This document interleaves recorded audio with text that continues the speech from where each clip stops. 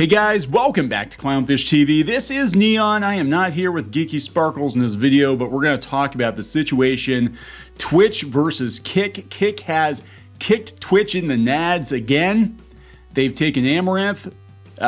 They're taking XQC. They're taking lots of other streamers. There's a rumor that they've got several other streamers that they're eyeing up. This is not good news for Twitch, and it's so bad that Twitch is walking it back a little bit with their revenue share. They're trying to pull people back with a 70-30 split, but Kick is like 95-5. So, and it's not just that, it's the upfronts. They're giving people like millions of dollars, tens of millions of dollars to jump ship from Twitch. Now, look, I don't know if Kick is going to be a viable long-term solution, because I don't know what their business plan is actually like. It is bankrolled by gambling, I guess. Is it bankrolled by a gambling site?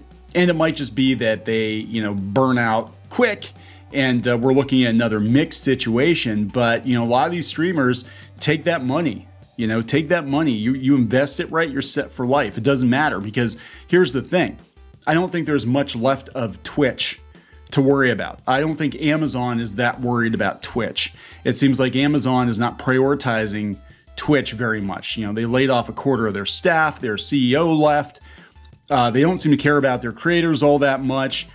We've got people working there that are way over the top when it comes to censorship and banning people.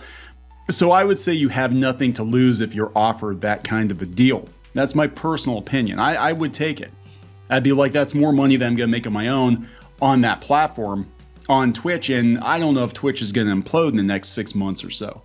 That would be my opinion. So we're going to talk about all this. Before we get into it any further, please subscribe for more pop culture, news, views, and rants, guys. Again, we've been covering the rapid demise of Twitch. They've been doing it to themselves. They've unevenly banned people. They've let people, jiggle their tits and literally have sex on the platform. But then other people make a joke and they get banned from the platform.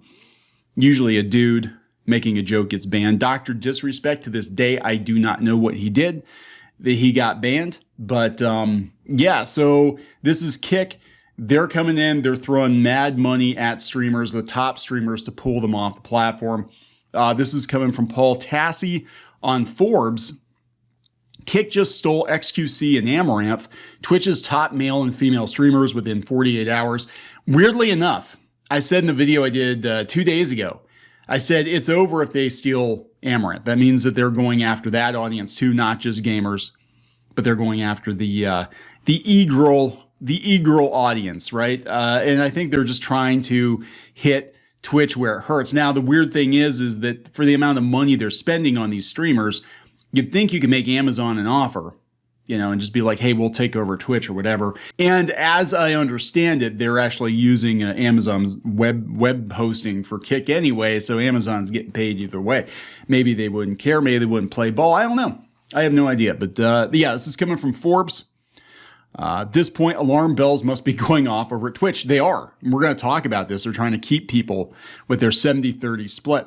Within the span of 48 hours, at the tail end of last week, Kick had poached XQC with reported 100 million. I heard it was 70. A 2-year non-exclusive contract where previously had been the biggest streamer on Twitch. Less than 48 hours later, Amouranth, Twitch's most watched female streamer, announced she too was going to Kick, though the terms of her deal have not been made public. I heard 30 million. That's what I'm hearing is 30 million. This is two enormous staples of Twitch gone in less time than it takes to binge watch a new Black Mirror season. And they will not even appear on Twitch anymore. They will not even appear on Twitch anymore. As even with non-exclusive contracts, Twitch has just rolled out a policy where you cannot cross-stream between platforms, even not monetize, something I wonder if they cooked up because they knew what XQC was about to do. These big-name signings by Kick, and I'm sure these are not the last ones, are in addition to the wild 95-5 revenue split they're offering normal creators, far better than Twitch's 50-50 for most streamers. In the best case, 70-30. We're going to talk about that. They're trying to walk it back a little bit. Like, okay, guys, if you're this high, we'll give you 70-30 like we used to give to everybody. Tassie says on his own timeline, he's seen dozens of streamers heading over to Kick to at least try it out. With that kind of revenue share, it's hard not to be tempted. Now, the question is, do they have the advertisers to make it worth it? Do they have the audience to make it worth it? Now, I heard that they had like 1 million signups in 24 hours for Kick. And I mean, look, this company came out of left field. It was just like, hey, we're Kick, we're like Twitch, we're better than Mix, I hope. And we're just going to throw mad money at people. Everyone should probably be enormously skeptical of Kick and its long-term prospects. It's run by Ed Craven, the co-founder of crypto gambling site Stake.com. And there are many theories that all this is just to herd viewers into gambling with these huge deals working effectively as marketing. It could be. Craven says Kick will operate at a loss, which, I mean, given these kinds of numbers, no kidding. But the idea is that some vague concept of gambling money is propping all this up, which seems like not a secure situation. But Tassie's correct in his assessment. He said in the short term, it doesn't matter. At a certain point, you have to wonder how long this can go on and how many big names can be poached from Twitch before they actually have to do something about it. Same goes for smaller streamers long tired of Twitch's revenue gobbling.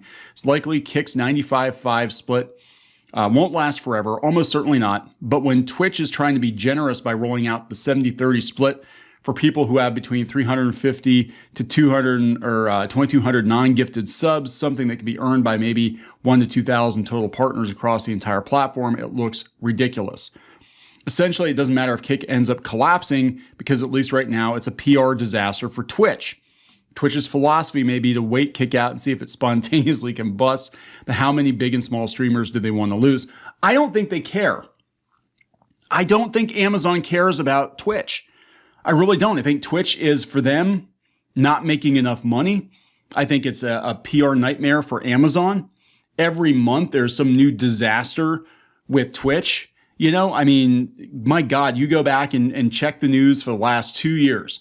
I swear to God, you will see a negative Twitch story once a month. I don't think they care. I think they would actually be happy to have more of a reason to shut Twitch down because I think it's headed in that direction. And it's weird. Asmongold was kind of saying, hey, Twitch will never go away. Twitch is fine. Everything's fine. He even seems to be coming around now. Like, yeah, maybe things aren't that great. Maybe we should look at some other options, you know, especially after they pulled that bullshit the other week where they said you weren't allowed to bake in sponsorships, you know, on your videos. And that's where a lot of these people make money because God knows the ad revenue on Twitch is nowhere near what it is on a platform like YouTube, right? Twitch, you basically have to just keep begging for tips if you want to make any money or take brand deals if you want to make any money.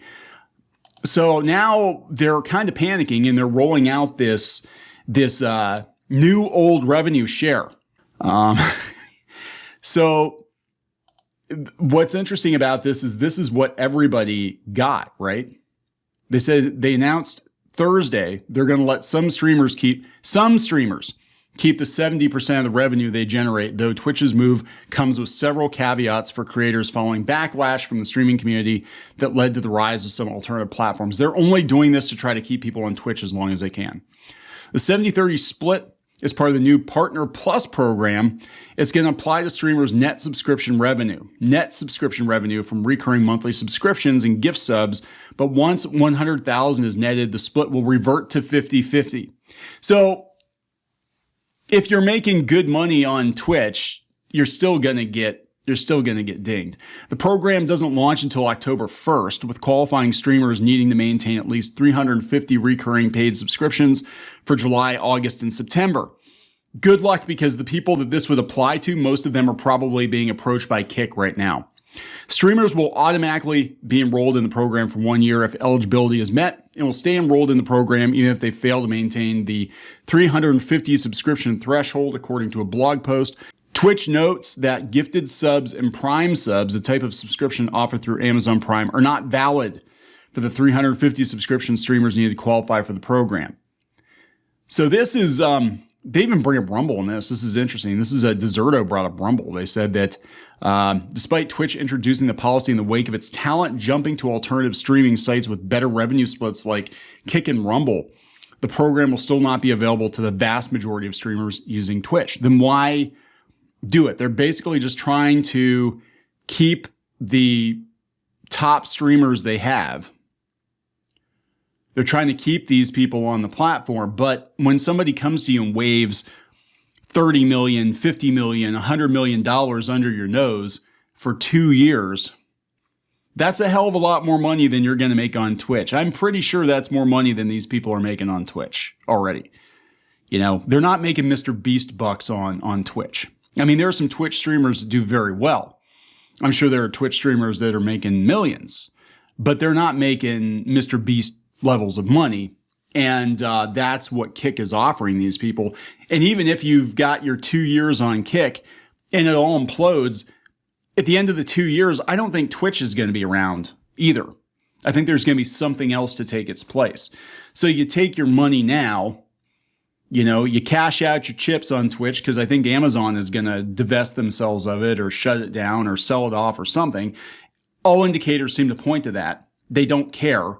They're obviously being pressured right now to make as much money off this thing as they possibly can, right?